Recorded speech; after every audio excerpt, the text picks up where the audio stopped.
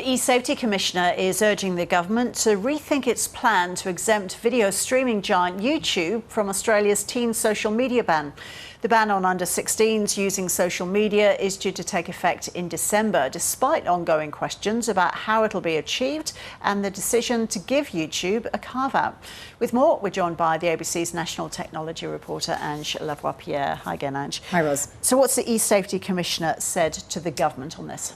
Julian Mingrand has written to the new Communications Minister, Annika Wells, after she was asked to do so, advising that YouTube should be captured by the ban. That's despite previous indications from the government that that wouldn't be the case. She's written in her letter that children do experience the same kinds of harms on YouTube that, we're so worried about on all kinds of social media platforms. So she's saying here that YouTube is no different or not sufficiently different from its competitors to warrant an exception in this case.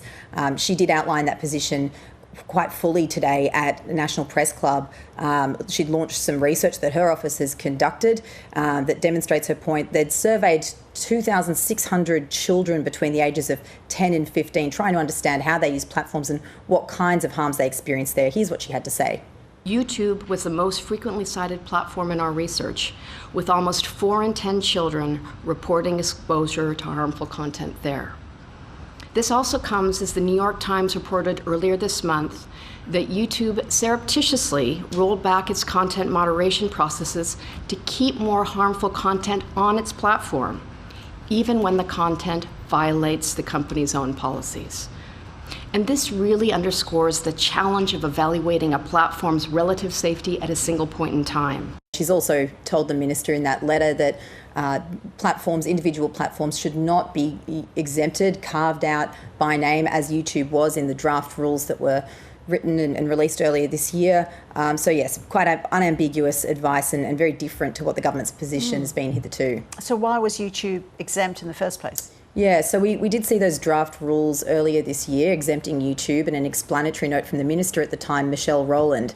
The reasons given at the time were that YouTube is, whilst also a source of entertainment, very much an important source of education, and that its value in that respect, means that it should be given a carve out because it's relied on by children, parents and teachers, and that the competitors, this is substantially different to, the case for YouTube's competitors.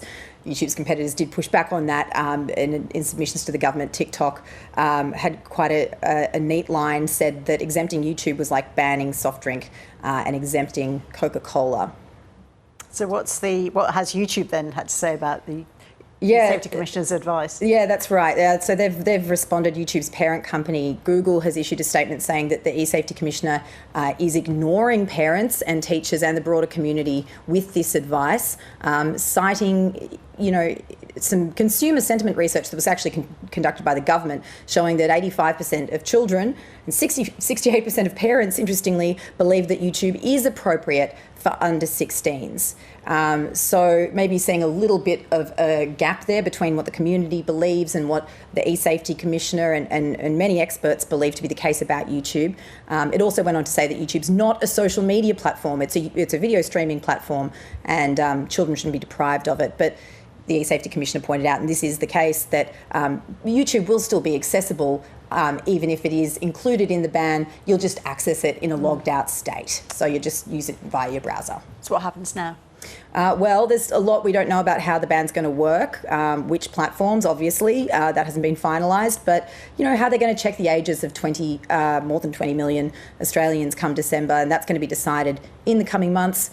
The Safety Commissioner's advice was an important step on that path to finding out more detail, and the Minister has now said that she's going to carefully consider that advice. We'll expect to hear more in the coming months. Thank you, Ange. Thanks.